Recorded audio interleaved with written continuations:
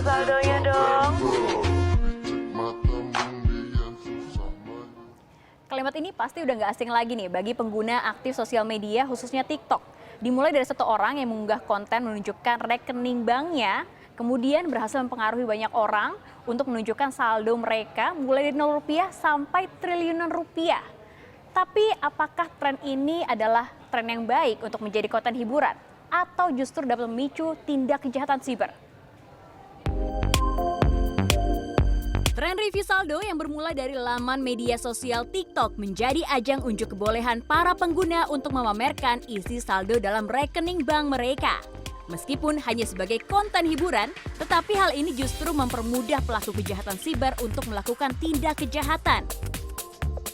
Kalau menurut saya yang harus dipikirin, satu adalah keuntungan buat Dirjen Pajak. Jadi nggak usah capek-capek nih cari orang yang punya aset gede. Karena review saldo ini kan kayak banyak sekarang tuh kan.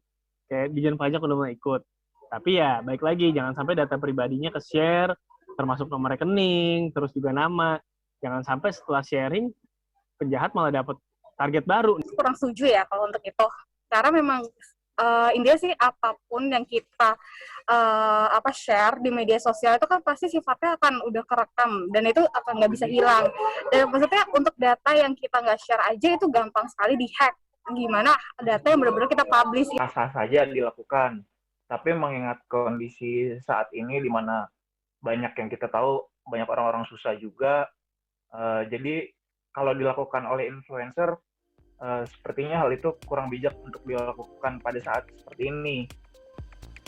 Jika informasi yang dipamerkan cukup lengkap, mulai dari nama bank, nomor rekening, saldo, dan nama lengkap, maka pengunggah konten dapat menjadi target empuk pelaku kejahatan siber.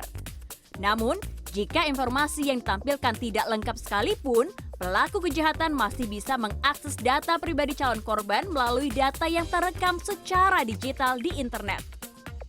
Pelaku itu belum tentu perlu nomor rekening korban, tapi minimal dia tahu korban namanya siapa, nama lengkapnya siapa, nanti dicari data-data pribadi yang pernah bocor di kasus-kasus kebocoran data sebelumnya, lalu dicari nomor kontaknya lewat media sosial dan lain-lain. Nah, pelaku bisa approach korban pura-pura menelepon, melakukan teknik social engineering dengan berkomunikasi pura-pura sebagai pihak bank tersebut, lalu diproses dengan teknik-teknik lanjutannya.